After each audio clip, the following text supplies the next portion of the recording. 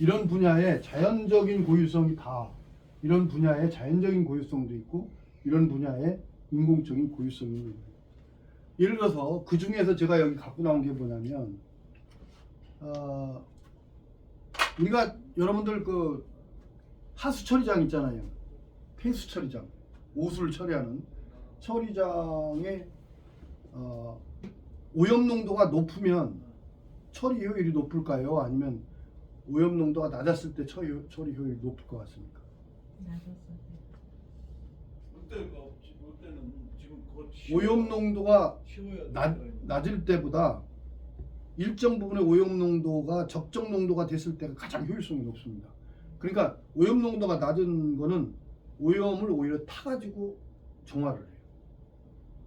그런 걸 잘 모르실 거예요. 그런데 자 그렇게 해서 정화해서 우리가 그 나온 물이 강으로 흘러 들어가요.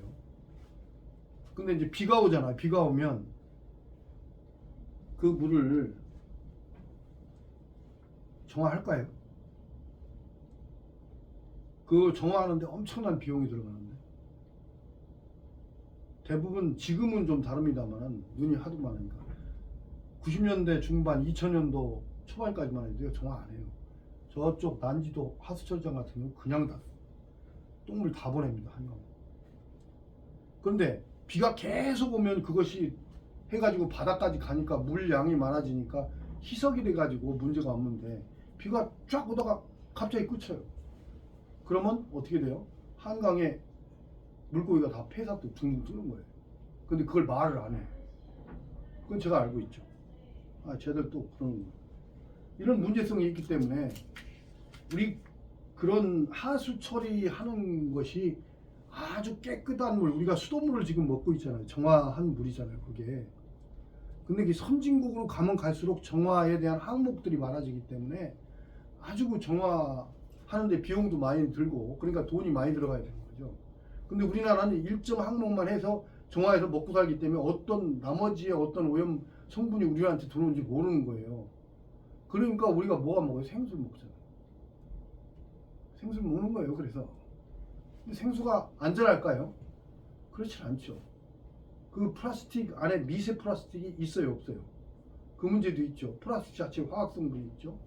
그 다음에 그 생수를 파는 지하수에 그 광물질에서 나오는 그 뭡니까? 소위 안 좋은 그런 물질들이 많죠. 그런 거는 여러 가지가 있는데 그 중에 성면에 대한 문제를 또 제기하고 있어요. 그러면 지하수를 우리가 뽑아가지고 그 생수를 먹는 것도 그런 안전치 못한 부분을 배제하지 못한다는 얘기예요.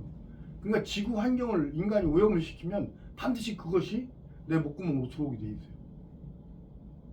자, 그러면 오리지널하게 진짜 깨끗한 물은 어떤 물입니까? 깨끗하게 정화한 물. 잘 보세요. 우리가 비가 내리죠? 이제 제가 이제 그 부분까지 깨달았어요. 아무리 정화해서 해도 저거는 믿을 수가 없다라는 거예요.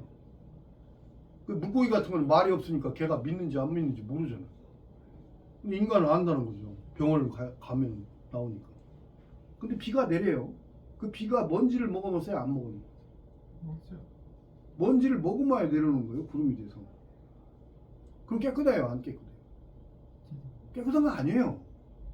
그죠? 대기권 그 안에서 놀기 때문에. 그럼 내려왔어.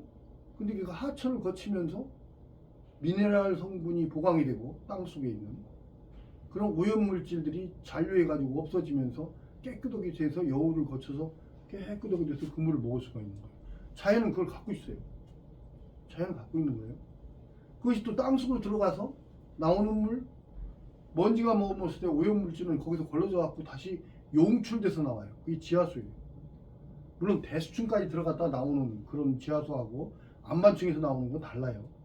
제가 얘기하는 것은 대수층까지만 들어갔다 나오고 들어갔다 나오고 들어갔다 나오고 들어갔다 나오고 그렇게 되면 공기 중에 산소가 녹아 들어가면서 정화가 돼서 나오는 거죠. 그래서 하천에는 모래 자갈이 굉장히 중요한 겁니다. 그렇게 해서 이제 정화돼서 나오는 거예요. 그러면 얘가 다시 처음에 비가 내리면 그 나무 이파리 같은 데 떨어지죠. 숲에 보면 나무 이파리 떨어지잖아요. 그럼 여기서 증발이 되잖아요. 땅에서도 이제 증발이 되고, 뭐 아지랑이 막 올라가는 거 보시잖아요. 그게 증발이거든요. 그럼 이파리에서도 올라가고 땅에서도 올라가는 거예요. 이게 수증기 형태로 가죠. 그 다음에 하천을 거쳐서 강으로 오면 강에서도 쫙 또 올라가죠. 바다에서도 올라가요. 그러니까 우리나라 물은 지구상에 있는 것과 하늘에 있는 구름과 다 합하면 항상 구름이 계속 돌면서 하나도 변하지 않아요. 그 양이 하나도 안 변합니다. 이 순환에 아주 하늘이 소위 창조란 말을 쓰지 않더라도 아주 오묘한 진리예요. 어떻게 하나도 안 변해요. 근데 가장 깨끗한 건 뭐예요? 바로 그 올라가는 수증기예요.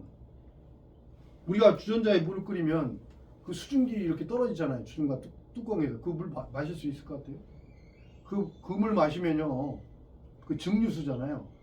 다 설사합니다. 그러니까 가장 깨끗한 물은 사람은 못 마시지만 바로 그 물이다, 그 말이에요. 그러니까 자연계에서 수증기로 올라가는 그 순환의 과정을 거치면서 하늘이 다시 데려가는 그 물을 얘기하는 거예요. 그래서 물을 하늘이 보낸 전령사라고, 모든 생명을 살리는 근원이라고 그러는 거고. 그러니까 종교 기독교에서도 보면 물로 세례를 주잖아요. 그죠? 생명이란 말을 기본적으로 물이라는 걸 갖고 얘기하는 거죠. 그래서 바로 고유성이라는 건 뭐냐? 바로 그러한 과정 속에서 우리가 그 아름다운 거잖아요.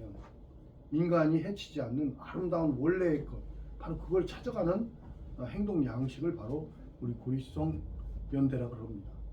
자, 그것은 이제 우리가 여기서 얘기하는 뭡니까? 이 수환경이에요. 물이 깨끗해야 되는 문제죠. 그죠? 자, 요 고유성에서 중요한 건 요거고, 그러면서 우리 인간을 포함한 생태가 살죠. 그러니까 생물도, 하천에서 사는 생물도 그 굉장히 민감한 놈들이 있어요. 한강에도 옛날에는 그 한강에도 모래자갈이 이렇게 경사를 이루어 가지고 오기 때문에 여울이 있었어요. 우리가 잘 보이진 않지만 물 속에 여울이 있습니다. 그러니까 걔들은 항상 산소가 풍부하기 때문에 그걸 먹고 자라는 날쌘돌이, 그런 이제 그 중에 하나가 이제 동사리 같은 놈들, 얼룩동사리라는 동사리 같은 놈들, 팍팍 튀는 놈들, 그런 놈들이 한강에 살아야 되는 거예요.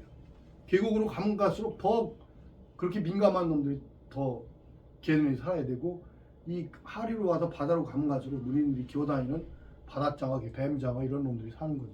웅어 같은 놈들. 웅어는 옛날에 저 우리나라 임금님 진입상에 올렸죠. 그래서 그런 민감한 종들이 국가에서 이렇게 그 멸종위기종으로 지정을 해놓은 거예요. 고유종으로 지정을 해놓은 거예요. 그런 애들을 살리는 일, 그것이 바로 고유성을 살리는 일이에요. 자, 그것이 생태고, 그런 것과 관련해서 지질이나 토양, 이런 지형들이 원래 모습으로 되돌아가야 된다 하는 게 이제 여기에 실려 있습니다. 보시면 여기 한평천이라고 제일 마지막 장 한번 보세요.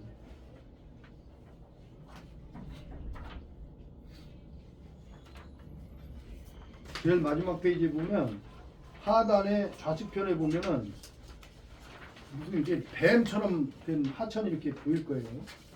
뱀처럼. 이 강이 직선으로 안 되고 꾸불꾸불 돼 있죠. 그죠? 네. 여기가 이 좌측에 보시면 무슨 도시같이 생긴 게 이게 한평 세계 나비 축제장입니다. 이게 저 다목적 습지인데요. 약 한 10만 평 정도 됩니다. 이게 제가 설계하는 거예요. 이게 홍수가 일로 들어갔다, 홍수 때는 일로 들어갔다 홍수가 나오는 거죠. 그리고 이 직선으로 된 하천이 옛날에 이렇게 됐었는데, 옛날 이후에 그 나라가 한참 공업화되고 할 7, 80, 90년대에는 이것을 직선으로 만들었던 거죠. 그걸 다시 옛날대로 돌려놓은 거예요. 아, 복원한 거예요? 네, 복원한 겁니다. 이게 우리나라에서 가장 복원의 그 성공 사례로 가는 복원이에요. 지금 청계천은 생태 복원이 아닙니다. 그거는 뚜껑을 연 하천의 복원 맞아요. 근데 생태 복원은 아니에요. 거기 두는 생물이 원래 있던 생물이 생겨난 게 아니라 한강에서 중랑천을 거쳐서 마시러 왔다가 다시 가는 놈들이죠.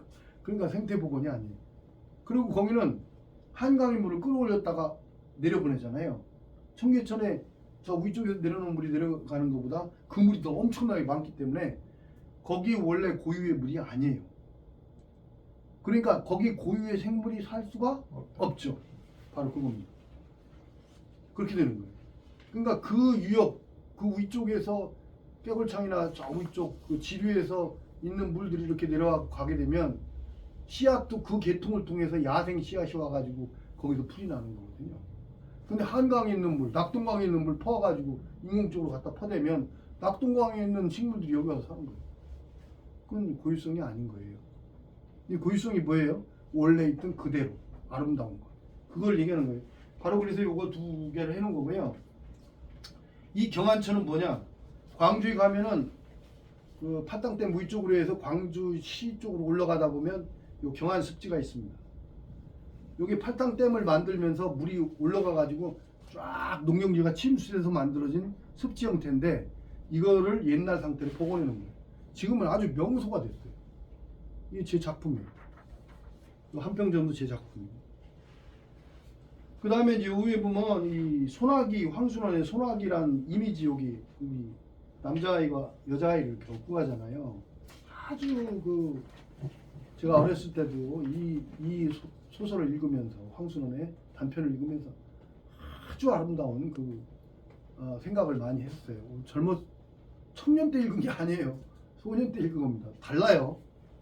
청년 때 읽으면 이거 별로 감성이 없어요. 이미 자기가 연애를 하고 있으니까 상관이 없지.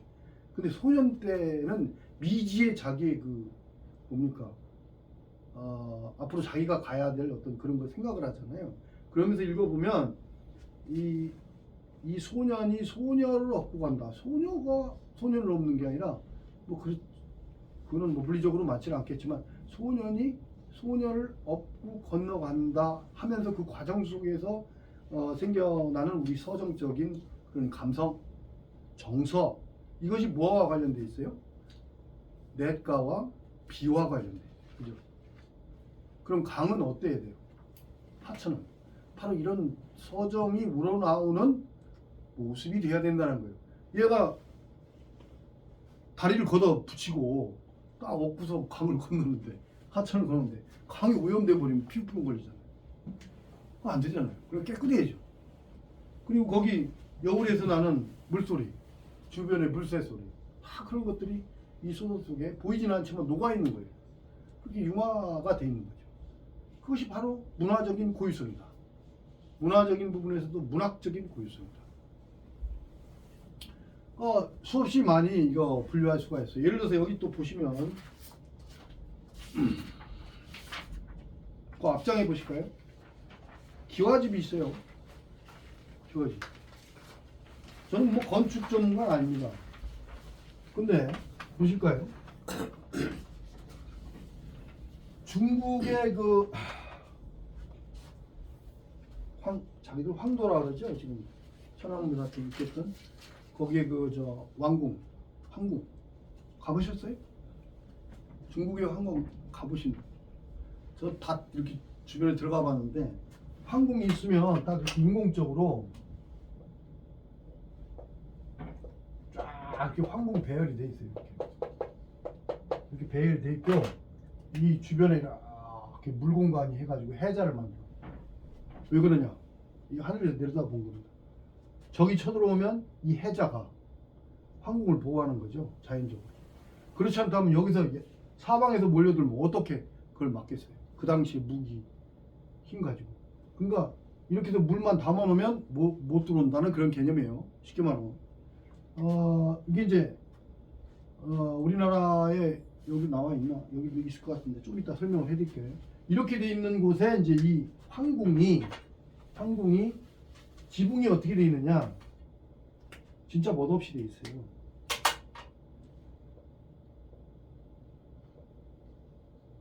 이렇게 돼 있어요. 그죠? 이거 굉장히 짓기 쉽죠? 기하학적이니까. 수학이 들어가는 기하학적인 부분이 쇠마기가 좋아요. 나무 자르기도 좋고. 근데 우리나라 왕궁 또는 황궁의 또 절 이런 데 보면요.